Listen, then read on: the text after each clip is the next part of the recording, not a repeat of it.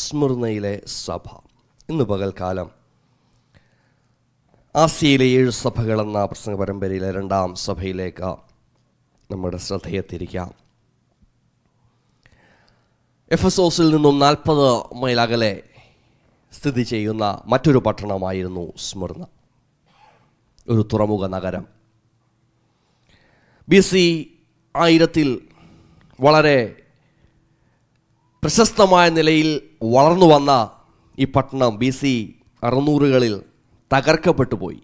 400 വർഷങ്ങൾ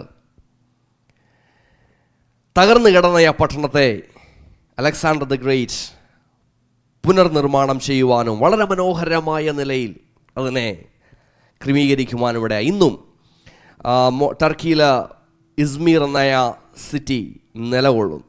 ഏഷ്യയുടെ crown, flower of Asia, crown of Asia, ornament of Asia എന്നൊക്കെയുള്ള പേരുകളിൽ ആ സ്ഥലം വിളങ്ങും. എന്നാൽ ഇന്ന് പകൽക്കാലം നമ്മുടെ ശ്രദ്ധ അവിടെ ഉണ്ടായിരുന്ന സഭയിലേക്ക് ദൈവത്തിൻ്റെ മെസ്സേജ് വന്നത് എന്താണെന്നാണ് നാം നോക്കുന്നത്. സ്മിർനയിലെ സഭയുടെ ദൂതൻ എഴുതുക: മരിച്ചവനായിരുന്നു വീണ്ടും ജീവിക്കുകയും ചെയ്ത ആദ്യനും അന്ത്യനുമായവൻ അരുളി ചെയ്യുന്നു. ദൈവം തന്നെ ഒന്ന് വെളിപ്പെടുത്തുകയാണ്. ഞാൻ മരിച്ചവനായിരുന്നു, ഞാൻ ജീവിച്ചു. ക്രിസ്തുവിൻ്റെ മരണ പുനരുദ്ധാനങ്ങളെ നമ്മൾ പെട്ടെന്ന് അല്പനിമിഷങ്ങൾ മുമ്പ് ഓർമ്മിക്കുവാനിടയായി. അതുതന്നെയാണ് യേശു പറയുന്നത്. ഞാൻ മരിച്ചു, പക്ഷേ മരണത്തിന് എന്നെ കീഴടക്കുവാൻ കഴിഞ്ഞില്ല. റോമൻ സാമ്രാജ്യത്തിൻ്റെ ആ മുദ്രകൾക്ക് എന്നെ കീഴടക്കുവാൻ കഴിഞ്ഞില്ല. അതിനെ അതിജീവിച്ച് കല്ലറകളെ ഭേദിച്ച് പുറത്തു വന്ന, ജീവനോടെ വെളിപ്പെട്ടു വന്ന ക്രിസ്തു നിങ്ങളോട് സംസാരിക്കുന്നു. ആദ്യനും അന്ത്യനുമായവൻ സംസാരിക്കുന്നു. നിത്യനായ ദൈവം നിങ്ങളോട് സംസാരിക്കുന്നു. നിങ്ങളോട് എനിക്കൊരു ദൂതുണ്ട്. അതാണ് ഇവിടെ ദൈവം തങ്ങളോട് പറയുന്ന ആ ആലോചന. ഇനി അവർക്ക് കൊടുത്ത മെസ്സേജിലേക്ക് നാം നോക്കിയാൽ, ഞാൻ നിന്റെ കഷ്ടതയും ദാരിദ്ര്യവും, നീ ധനവാനാവുന്നു താനും. തങ്ങൾ യഹൂദരെന്ന് പറയുന്നില്ലെങ്കിലും യഹൂദരല്ല, സാത്താൻ്റെ പള്ളിക്കാരായവരുടെ ദൂഷണവും അറിയുന്നു. നീ സഹിക്കുവാനുള്ളത് പേടിക്കേണ്ട. നിങ്ങളെ പരീക്ഷിക്കേണ്ടത് പിശാച് നിങ്ങളിൽ ചിലരെ തടവിലാക്കുവാൻ പോകുന്നു. 10 ദിവസം നിങ്ങൾക്ക് ഉപദ്രവം ഉണ്ടാകും. മരണപര്യന്തം വിശ്വസ്തനായിരിക്കുക, എന്നാൽ ജീവകിരീടം ഞാൻ നിനക്ക് തരും. ഈ ദൂതെന്ന് പറയുന്നത് ഇങ്ങനെ ഞാൻ അതിനെ കൺസൈസ് ചെയ്യുകയാണ്. The church in Smyrna was a crushed church with persecution, poverty and prison. But they were consistent in their faith. Therefore, the church was comforted by the Lord, and they also got a counsel from the Lord. അതൊരു crushed ചർച്ചായിരുന്നു, തകർക്കപ്പെട്ട, ഞെരുക്കപ്പെട്ട ഒരു സഭയായിരുന്നു. പക്ഷേ അവരവരുടെ വിശ്വാസത്തിൽ consistent ആയിരുന്നു, നിലനിൽക്കുന്നവരായിരുന്നു. അതുകൊണ്ട് ദൈവം അവരെ ആശ്വസിപ്പിക്കുന്നു, അവർക്ക് കംഫർട്ട് കൊടുക്കുന്നു. 4, അവർക്ക് ചില ആലോചനകളും ചില കൗൺസിലുകളും കൊടുക്കുന്ന ഒരു സ്ഥിതിവിശേഷമാണ് ഈ ചില ചുരുങ്ങിയ വാചകങ്ങൾ നമ്മൾ കാണുന്നത്. എന്തായിരുന്നു അവരുടെ ക്രഷ്നസ്, അല്ലെങ്കിൽ എവിടെയായിരുന്നു അവർ ക്രഷ്ഡ് ആയത്? സ്മിർന ആ സഭ, സ്മിർന ആ സിറ്റി ഇംപീരിയൽ കൾട്ടിന്, അല്ലെങ്കിൽ അവിടുത്തെ രാജകീയ ആരാധനയ്ക്ക്, രാജാവിനെ ആരാധിക്കുന്ന ആ പ്രവണതയ്ക്ക് വളരെയധികം സ്വാധീനമുണ്ടായിരുന്ന ഒരു സ്ഥിതിവിശേഷത്തിലായിരുന്നു കടന്നുപോയത്. അവരുടെ രാജാവിനെ, കൈസറെ ആരാധിക്കാത്തവരെ അവർ പീഡനങ്ങളിലൂടെ കടത്തിവിട്ടിരുന്നു. They went through a lot of tribulations and persecutions because they were not submitting themselves for the imperial cult. അവരുടെ ആ പീഡനത്തെക്കുറിച്ച് ഒരു ചരിത്രകാരൻ ഇങ്ങനെ എഴുതുകയാണ്: ഒരു വലിയ കല്ലെടുത്ത് ചതച്ച് കൊല്ലുന്നത് പോലെ അത്രമാത്രം തീവ്രമായ പീഡനങ്ങളിലൂടെ ഈ സഭ കടന്നു പോകാനിടയായിത്തീർന്നു. കഠിനമായ പീഡനം. യേശുവിനെ അനുസരിച്ച് യേശുവിന് വേണ്ടി നിൽക്കുന്നവരെ അവരുടെ സിറ്റിസൺഷിപ്പ് അവരെടുത്ത് കളഞ്ഞിരുന്നു. അവരെ പ്രിസണിലിട്ടിരുന്നു. അവരെ ചിലരെയൊക്കെ തോലിനകത്ത് ചുരുട്ടി അവർ റോമാ സാമ്രാജ്യം അല്ലെങ്കിൽ അതിൻ്റെ നേതൃത്വത്തിൽ നിൽക്കുന്നവർ അവർ പീഡനങ്ങളിലൂടെ കടത്തിവിട്ടിരുന്നു. വിശന്നു നിൽക്കുന്ന മൃഗങ്ങൾക്ക് വിശ്വാസികളെ അവർ ഇരയാക്കിയിരുന്നു. അവരുടെ ബാങ്കറ്റുകൾക്ക് വെളിച്ചമേകുവാൻ പന്തം പോലെ അവരെ കത്തിച്ചിരുന്നു. യെസ്, ഈ സ്മിർനയിലെ സഭ ഇതൊക്കെ ഫേസ് ചെയ്ത, അല്ലെങ്കിൽ മതപീഡനത്തിലൂടെ അതിശക്തമായ നിലയിൽ കടന്നുപോയൊരു സഭയായിരുന്നു. മാത്രമല്ല, they went through material poverty. ദാരിദ്ര്യം വളരെയധികം ഈ സഭയെ ബാധിച്ചിരുന്നു. കാര്യം അവരുടെ രാജാവിനെ ബഹുമാനിക്കാത്ത അല്ലെങ്കിൽ രാജാവിനെ ആരാധിക്കാത്തവരെ അവർ സമൂഹത്തിൽ നിന്ന് ഒറ്റപ്പെടുത്തുകയും മാത്രമല്ല അവരുടെ വാങ്ങൽ വിൽക്കലൊക്കെ തടസ്സപ്പെടുത്തുകയും ഒക്കെ ചെയ്ത് അവരെ ദരിദ്രരാക്കിയ അനുഭവങ്ങളും അവർ ഫേസ് ചെയ്യുവാനിടയായി. മാത്രമല്ല അവർ ദൈവദൂഷണത്തിന് വിധേയരായി തീരുവാനിടയായി തീർന്നു. ആദ്യ നൂറ്റാണ്ടിലെ ക്രൈസ്തവരെ സംബന്ധിച്ചിടത്തോളം അവരെ കുറിച്ച് ഉള്ള accusations, cannibalism, lust and immorality, breaking up of homes, atheism and political disloyalty, അങ്ങനെ ഒരുപാട് ഇഷ്യൂസിൽ അവരെ അക്യൂസ് ചെയ്തുകൊണ്ടിരുന്നു. കർത്തൃമേശ അവർ നടത്തുന്നതിനെ അവർ രക്തവും മാംസവും കഴിക്കുന്നുവെന്ന് പറഞ്ഞ് അവർ നരഭോജികളാണെന്ന് അവരെ ചിത്രീകരിച്ചിരുന്നു. മാത്രമല്ല അവരുടെ സ്നേഹത്തെ പ്രകടിപ്പിക്കുന്നത് അത് കാമത്തിൻ്റെ സ്നേഹമാണ്, അത് യഥാർത്ഥ സ്നേഹമല്ല, കാമാർത്ഥിയിൽ ചെയ്യുന്നതാണെന്ന് അവർ പറഞ്ഞിരുന്നു. പല നിലകളിൽ അക്യൂസേഷൻസ് അവർ ഫേസ് ചെയ്തിരുന്നു. ഈ സ്മുർന്നയിലെ സഭയെക്കുറിച്ച് വരുമ്പോൾ അല്പം കൂടെ ഡീറ്റെയിൽ ആയിട്ട് ഇവിടെ ദൈവത്തിൻ്റെ ആത്മാവ് വെളിപ്പെടുത്തുകയാ. അവരെ യഹൂദന്മാർ, കള്ളന്മാരായ യഹൂദന്മാർ അവരെ കുറിച്ച് അക്യൂസേഷൻസ് പറഞ്ഞുകൊണ്ടിരുന്നു.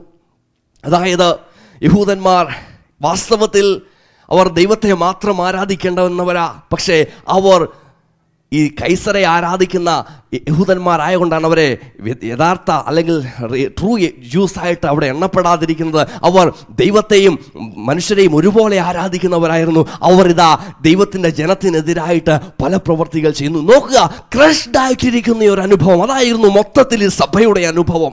പക്ഷേ അവിടെ എന്നെ ചിന്തിപ്പിച്ചത് സ്മുർന എന്ന വാക്കിൻ്റെ അർത്ഥം കയ്പ്, അല്ലെങ്കിൽ നമ്മുടെ ബൈബിളിലെ മിർ എന്ന ആ സുഗന്ധ വ്യഞ്ജനത്തിൻ്റെ അതേ അർത്ഥം തന്നെയാണ്. മൂര എന്ന സുഗന്ധ വ്യഞ്ജനത്തിൻ്റെ അതേ പേര് തന്നെയാണ് സ്മിർന. അതെ, ആ മൂറിൻ്റെ അനുഭവമായിരുന്നു സ്മിർന. അവർ എത്രമാത്രം ക്രഷ്ഡ് ആകുന്നു അതിനനുസരിച്ച് അവർ സുഗന്ധം പറത്തിക്കൊണ്ടിരുന്നു. ഇന്ന് പകൽക്കാലം ദൈവമക്കളെ, അതാണ് എന്നെക്കുറിച്ചും നിങ്ങളെക്കുറിച്ചും ദൈവം ആഗ്രഹിക്കുന്നത്. നമ്മുടെ ജീവിതത്തിലെ പ്രശ്നങ്ങളുടെ മധ്യത്തിൽ, നമ്മുടെ ജീവിതത്തിലെ ക്രൈസിസിന്റെ മധ്യത്തിൽ, നാം ഞെരുങ്ങുന്ന അനുഭവത്തിൽ, നാം തകർന്നു പോകുന്ന അനുഭവത്തിൽ, നമ്മുടെ കണ്ണുനീർ ഒഴുകുന്ന അനുഭവത്തിൽ സുഗന്ധം പരത്തുന്ന ആ മൂരിനെ പോലെ, സുഗന്ധം പരത്തുന്ന ഒരു സുഗന്ധ വ്യഞ്ജനത്തെ പോലെ നാം വളർന്നു വരുന്നുവെങ്കിൽ അവിടെയാണ് നമ്മുടെ ക്രിസ്തീയ ജീവിതം സക്സസ്ഫുൾ ആയി മാറുന്നത്. They were a crushed church, but they were really producing aroma for the Lord. ദൈവത്തിനു വേണ്ടി ഒരു സുഗന്ധമായി മാറിയൊരു സഭയായിരുന്നു സ്മുർന്നയിലെ സഭ. അവർ കൺസിസ്റ്റന്റ് ആയിരുന്നു. അവരെ കുറിച്ച് എപ്പോഴും ഒരു പോസിറ്റീവ് ടെസ്റ്റിമണിയാണ് ഉണ്ടായിരുന്നത്. മറ്റെല്ലാ സഭകളെക്കുറിച്ചും 7 സഭകളുണ്ട്. 7 സഭകളെക്കുറിച്ചും ദൈവത്തിന് കുറഞ്ഞൊരു കുറ്റം പറയാനുണ്ടായിരുന്നു. ഈ സഭയെക്കുറിച്ച് ഒരു കുറ്റം പോലും പറയാനില്ല. അവർ എല്ലാ നിലയിലും ദൈവത്തിൻ്റെ സന്നിധിയിൽ പെർഫെക്റ്റ് ആയിരുന്നു. അവരെക്കുറിച്ച് നല്ല സാക്ഷ്യം മാത്രമായിരുന്നു യേശു അവിടെ പറയുന്നത്. ഞാൻ നിന്റെ പ്രവൃത്തി അറിയുന്നു, ഞാൻ അവയൊക്കെ നോക്കിയിട്ട് ഒരു കുറ്റം പോലും നിന്നെക്കുറിച്ച് പറയുവാനില്ല എന്ന അർത്ഥത്തിലാണ് നമ്മളിവിടെ കാണുന്നത്. ഞാൻ മൂർ എന്നയാ സുഗന്ധ വ്യഞ്ജനത്തെക്കുറിച്ച് പറയുവാനിടയായി. വിശുദ്ധ വേദപുസ്തകത്തിൽ പല നിലയിൽ യൂസ് ചെയ്തതായിട്ട് നമ്മൾ കാണുന്നുണ്ട്. പുറപ്പാട് പുസ്തകം 30-ാം അധ്യായത്തിൽ ടാബർനാക്കിൾ അല്ലെങ്കിൽ ദൈവത്തിൻ്റെ ആലയത്തിൽ അവിടുത്തെ ഉപകരണങ്ങളൊക്കെ കോൺസെക്രേറ്റ് ചെയ്യാൻ വേണ്ടി, അല്ലെങ്കിൽ അവിടുത്തെ ഉപകരണങ്ങളെയൊക്കെ തളിക്കുവാൻ വേണ്ടി, സെപ്പറേറ്റ് ചെയ്യുവാൻ വേണ്ടി ഉപയോഗിച്ചിരുന്ന ആ തൈലത്തിലെ പ്രധാന ഘടകമായിരുന്നു ഈ മൂര്. ഞാൻ ചിന്തിക്കായിരുന്നു, സ്മുർന്നയിലെ സഭയും അതുപോലെ തന്നെയായിരുന്നു. ദൈവത്തിന് വേണ്ടി അവർ സെപ്പറേറ്റ് ആയിട്ട് നിന്നു. ദൈവത്തിന് വേണ്ടി അവർ വ്യത്യസ്തരായിട്ട് നിന്നു. അവർ കൺസിസ്റ്റന്റ് ആയിട്ട് നിന്നു. ദൈവത്തിന് വേണ്ടി ഞങ്ങൾ വേർതിരിക്കപ്പെട്ടവരാണ്, മറ്റുള്ളവരെ വേർതിരിക്കാനുള്ളവരാണെന്നുള്ള ആ ബോധ്യത്തിൽ അവർ വിശുദ്ധരായിട്ട് നിന്നതായിട്ട് നാം കാണുകയാണ്. അതുപോലെ മൂറിൻ്റെ മറ്റൊരു ഉപയോഗം എസ്തേറിൻ്റെ പുസ്തകത്തിൽ നാം കാണുന്നുണ്ട്. എസ്തേറിനെ ഒരുക്കുവാൻ വേണ്ടി ഉപയോഗിച്ച സുഗന്ധക്കൂട്ടിലൊന്നായിരുന്നു മൂര്. എസ്തേർ പുസ്തകം 2-ാം അധ്യായത്തിൽ നാം കാണുകയാണ്. അതെ, തൻ്റെ പ്യൂരിഫിക്കേഷന് വേണ്ടി ഉപയോഗിച്ച ഒരു സാധനം എന്ന് പറഞ്ഞാൽ ഈ സ്മുർന്നയിലെ സഭയുടെ ആ സിറ്റുവേഷൻ നോക്കിയാൽ അവരെ വിശുദ്ധിയിൽ നിൽക്കുവാൻ, അവർ ദൈവത്തിൻ്റെ പ്രമാണങ്ങൾ നിൽക്കുവാൻ, ഞങ്ങൾ വേറെയാണ്, ഞങ്ങൾ ദൈവത്തിൻ്റെ മക്കളാണ്, ഞങ്ങൾ യേശുവിൻ്റെ അനുയായികളാണ്, ലോകത്തോട് ഞങ്ങൾ ഇഴുകിച്ചേരുകയില്ല, ലോകത്തിൻ്റെ ഇമ്പങ്ങളിൽ ഞങ്ങൾ പോകയില്ല, ലോകത്തിൻ്റെ ഇഷ്ടങ്ങൾക്കൊത്തവണ്ണം ഞങ്ങൾ പോകയില്ല, യേശുവിൻ്റെ വചനവും പേര് ഞങ്ങൾ പോകും, യേശുവിൻ്റെ വചനത്തിനു വേണ്ടി ഞങ്ങൾ ഉറച്ചു നിൽക്കും, യേശുവിൻ്റെ വചനത്തെ ഞങ്ങൾ ചത്തെന്ന് പറഞ്ഞാലും വിടുകയില്ല എന്നുള്ള ഉറപ്പോടെ മുൻപോട്ട് പോയൊരു സഭയായിരുന്നു സ്മിർന്നയിലെ സഭ. പകൽക്കാല ദൈവമക്കളെ, നമ്മുടെ ജീവിതത്തിലൊക്കെ എന്തൊക്കെ സംഭവിച്ചാലും ഈ സഭയെ പോലെ ഉറച്ചു നിൽക്കുവാൻ നമുക്ക് കഴിയുമോ? നമ്മുടെ പ്രതിസന്ധികളുടെ മധ്യത്തിൽ നമ്മുടെ പ്രാർത്ഥന കുറഞ്ഞു പോകാതിരിക്കുമോ? നമ്മുടെ ദുഃഖത്തിന്റെ മധ്യത്തിൽ, നമ്മുടെ വേദനയുടെ മധ്യത്തിൽ നമ്മുടെ ആരാധന കുറഞ്ഞു പോകാതിരിക്കുമോ? ഒരു കൺസിസ്റ്റന്റ് സ്പിരിച്വാലിറ്റിയിലേക്ക് ഇന്ന് പകൽക്കാലം ദൈവത്തിന്റെ ആത്മാവ് ഞാൻ നിങ്ങളെ പ്രബോധിപ്പിക്കുകയാ. ആ ഒരു ലെവലിലേക്ക് വരുവാൻ ഈ ദിവസങ്ങൾ ദൈവം നമ്മളെ സഹായിക്കുമാറാകട്ടെ. കൺസിസ്റ്റന്റ് ആയിട്ടുള്ള ഈ സഭയ്ക്ക് ദൈവത്തിന്റെ കംഫോർട്ടിംഗ് വേർഡ്സ് വരാനിടയായി. യേശു പറയുക, ഞാൻ നിന്റെ അഫ്ലിക്ഷൻ, നിന്റെ പീഡനം, നിന്റെ കഷ്ടത അറിയുന്നു. ഞാൻ നിന്റെ കഷ്ടതയും ദാരിദ്ര്യവും അറിയുന്നു. I know it. ലാസറിന്റെ വീട്ടിലേക്ക് പോകുന്ന യേശു കരയുന്ന സഹോദരിമാരെ കണ്ടിട്ട് അവരോടൊപ്പം കരഞ്ഞ യേശു, എൻ്റെ നിങ്ങളുടെയും ജീവിതത്തിൻ്റെ സാഹചര്യത്തെ യഥാർത്ഥമായിട്ട് അറിയുന്ന യേശു, വിശപ്പും ദാഹവും അനുഭവിച്ചറിഞ്ഞ യേശു, അല്ലെങ്കിൽ ദാരിദ്ര്യത്തിൻ്റെ വേദന അനുഭവിച്ചറിഞ്ഞ യേശു, സകല നിലയിലുമുള്ള ആ ദുഃഖങ്ങളെയും ജീവിതത്തിൽ പേറിയ യേശു താൻ പറയുകയാണ്, ഞാൻ അറിയുന്നു നീ അനുഭവിക്കുന്ന വേദന, ഞാൻ അറിയുന്നു നീ കടന്നു പോകുന്ന സംഘർഷങ്ങൾ, ഞാൻ അറിയുന്നു. ലോകം നിന്നെ അറിഞ്ഞെന്നിരിക്കത്തില്ല, ലോകം നിന്റെ ദുഃഖം കണ്ടെന്നിരിക്കത്തില്ല, ലോകം നിന്റെ കണ്ണുനീരിന് വില കൽപ്പിച്ചെന്നിരിക്കത്തില്ല. Yes, I am seeing it. I know the trouble through which you are going through. ഇന്ന് പകൽക്കാലം എന്നെ കേൾക്കുന്ന ദൈവമക്കളെ, അതേ ഒരു ദൂത് എന്നെ കുറിച്ചും നിങ്ങളെ കുറിച്ചും ദൈവത്തിന് പറയാനുണ്ട്. ഞാൻ കടന്നു പോകുന്നതിനെ വ്യക്തമായും അറിയുന്ന ഒരു ദൈവം, നിന്റെ കഷ്ടതയെ അറിയുന്ന ഒരു ദൈവം, നിന്റെ പ്രയാസത്തെ അറിയുന്ന ഒരു ദൈവം, ആരും നിനക്ക് വില വയ്ക്കാതിരിക്കുമ്പോൾ അതിനെ വില വയ്ക്കുന്ന ഒരു ദൈവം. ഞാൻ നിന്റെ കഷ്ടത അറിയുന്നു, ഞാൻ നിന്റെ ദാരിദ്ര്യം അറിയുന്നു. മുമ്പോട്ട് പോകുമ്പോൾ താൻ പറയുക, നീ ധനവാനാവുന്നു താനും. ലോകത്തിൽ അവർക്ക് ദാരിദ്ര്യമാണെങ്കിലും ഞാൻ പറയാം, നിങ്ങൾ പറയാകണ്ട, നിത്യതയിൽ നിനക്കൊരു ധനം ഞാൻ ശേഖരിച്ച് വെച്ചിട്ടുണ്ട്.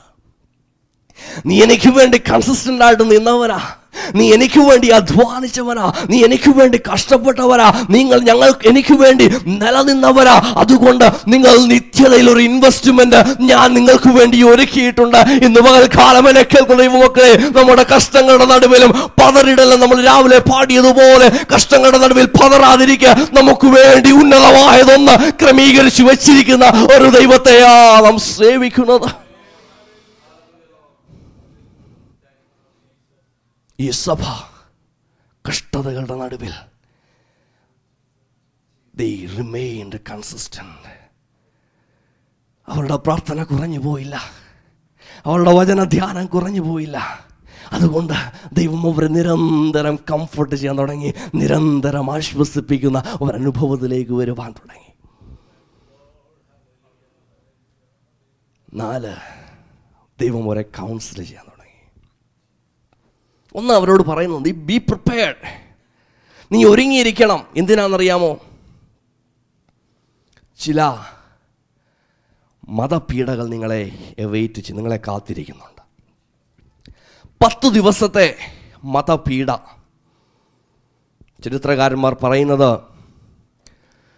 10 Roman emperors, Nero, Domitian, Trajan, Antoninus Pius, Marcus Aurelius, Septimius Severus, Maximus, Decius, Valerian and Diocletian, AD 54 മുതൽ 284 AD വരെയുള്ള ആ കാലങ്ങളിൽ ഭരിച്ചിരുന്ന റോമൻ ചക്രവർത്തിമാർ മതപീഡകളിലൂടെ ഇവരെ കടത്തിവിട്ടു. ദൈവം അവരോട് പറയുക, ബി പ്രിപ്പയർഡ്, ഇതാ നിങ്ങൾക്ക് വരാൻ പോകുന്നത്. Be prepared. ഒരുങ്ങിയിരുന്നു. ഞാൻ ചിന്തിക്കുകയായിരുന്നു, പഴയ നിയമത്തിൽ ഇയ്യോബിനെ പിശാച് അറ്റാക്ക് ചെയ്യുന്ന നിമിഷങ്ങൾ ഇയ്യോബ് അറിഞ്ഞിട്ടില്ല പിശാച് ഇതൊക്കെ പ്രവർത്തിച്ചിട്ടാണ്. പക്ഷെ പുതിയ നിയമത്തിൽ വരുമ്പോൾ മറ്റൊരു വ്യത്യസ്തമായ ചിത്രമുണ്ട്. പത്രോസിനെ പിശാച് അറ്റാക്ക് ചെയ്യാൻ വേണ്ടി യേശുവിനോട് പെർമിഷൻ ചോദിച്ച ഉടനെ യേശു പറഞ്ഞു, പത്രോസേ, നിന്നെ കോതമ്പ് പോലെ പാറ്റാൻ പിശാച് അനുവാദം ചോദിച്ചിട്ടിരിക്കുക.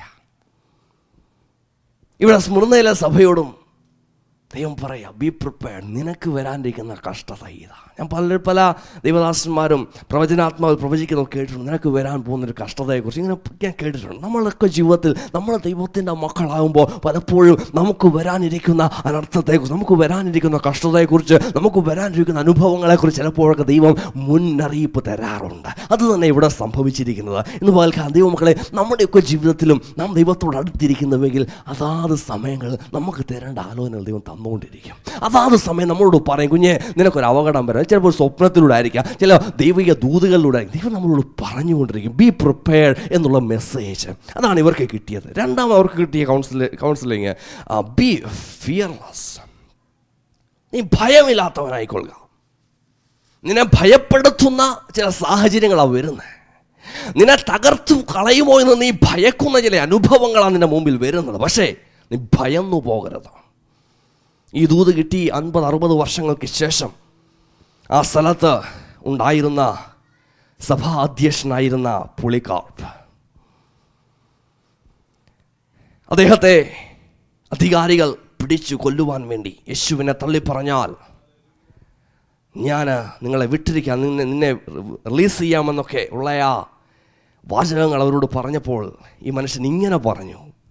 ബി ഫിയർലെസ് എന്ന ദൂത് ഏറ്റെടുത്ത ഈ മനുഷ്യൻ ഇങ്ങനെ പറയുകയാണ്, ഞാൻ 86 വർഷം 86 years I have served Christ and he has never done me wrong.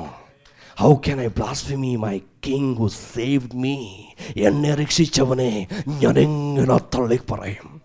86 വർഷം ഞാൻ സേവിച്ച യേശുവിനെ ഞാൻ എങ്ങനെ തള്ളിപ്പറയും? സ്മിർനയുടെ ബിഷപ്പായ പോളികാർപ്പ് തന്നെ കൊല്ലുവാൻ നിന്ന ആളുകളുടെ മധ്യത്തിൽ നിന്നുകൊണ്ട് പറയുകയാണ്, ഞാൻ എങ്ങനെ തള്ളിപ്പറയും? ഇല്ല, ഐ ആം ഫിയർലെസ്. തീയെ ഞാൻ പേടിക്കുന്നില്ല. കൊല്ലുന്ന ജീവനെ നശിപ്പിക്കുന്ന ഞാൻ പേടിക്കുന്നില്ല.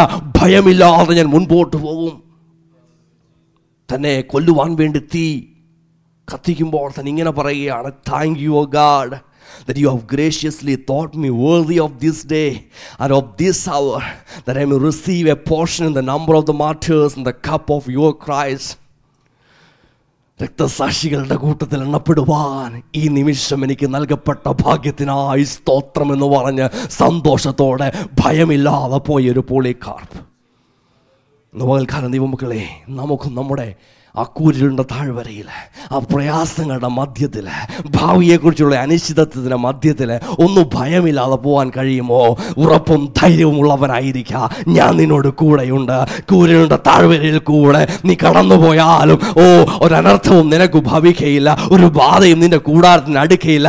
ഞാൻ നിന്നോട് കൂടെയുണ്ട്. എൻ്റെ ദൂതന്മാരെ നിനക്ക് കാവലിനായി അയച്ചിരിക്കുന്നു എന്നൊക്കെയുള്ള ദൈവത്തിൻ്റെ ആ ദൂതുകൾ ഏറ്റെടുത്ത് ഉച്ചരിക്കുവാൻ നമുക്ക് കഴിയുമോ? ആ ദൈവിക വാഗ്ദത്തങ്ങളെ ഉറച്ചു പിടിക്കുവാൻ നമുക്ക് കഴിയുമോ? ഇന്ന് പകൽക്കാലം ദൈവത്തിന്റെ ആത്മാവ് നമ്മോട് പറയുക, ബി ഫിയർലെസ്. മുൻപോട്ടുള്ള അവസ്ഥകൾ എന്തുമായിരിക്കട്ടെ, മുൻപോട്ടുള്ള ഭാവിയെക്കുറിച്ചുള്ള ചിന്തകൾ എന്തുമായിരിക്കട്ടെ, ഭാവിയെക്കുറിച്ചുള്ള അനുഭവങ്ങളെ കുറിച്ചുള്ള കൺസേൺസ് വളരെ ഭീകരമായിരിക്കാം. ചിന്താധാരകളിൽ നമുക്കൊന്നും പിടിച്ചെടുക്കുവാൻ കഴിയുന്നില്ലായിരിക്കാം. ഇന്ന് പകൽക്കാലം ദൈവത്തിന്റെ ആത്മാവ് നമ്മോട് പറയുക, ബി ഫിയർലെസ്. ഭയപ്പെടാതിരിക്കുക. ഇതുവരെ നിന്നെ കൊണ്ടുവന്ന ദൈവമല്ലേ, ഇതുവരെ നിന്നെ കൊണ്ടുവന്ന ദൈവമല്ലേ, ഇതുവരെ പരിപാലിച്ച ദൈവമല്ലേ, ഇതുവരെ നിന്റെ വലം കൈയിൽ പിടിച്ച ദൈവമല്ലേ. B fearless. ഉറപ്പും ധൈര്യവും ഉള്ളവനായിരിക്കുക.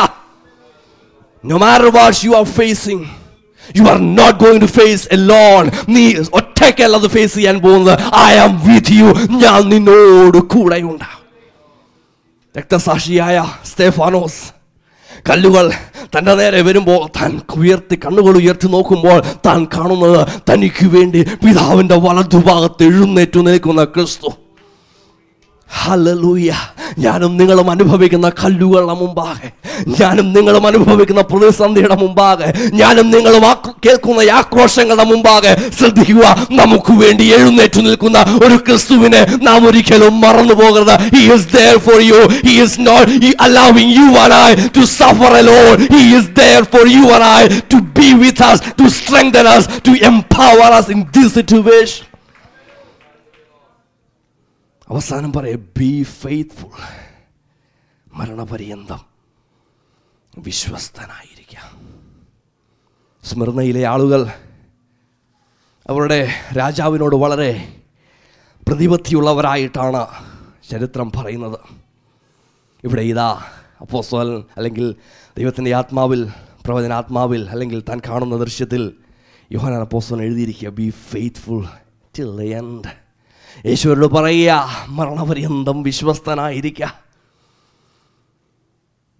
വിശ്വസ്തത കുറഞ്ഞു പോകുന്നൊരു കാലം, പ്രതിസന്ധിയുടെ മധ്യത്തിൽ സ്നേഹം തണുത്തു പോകുന്നൊരു കാലം. ദൈവം പറയുക, ഡോണ്ട് വറി, ബി ഫെയ്ത്ത്ഫുൾ.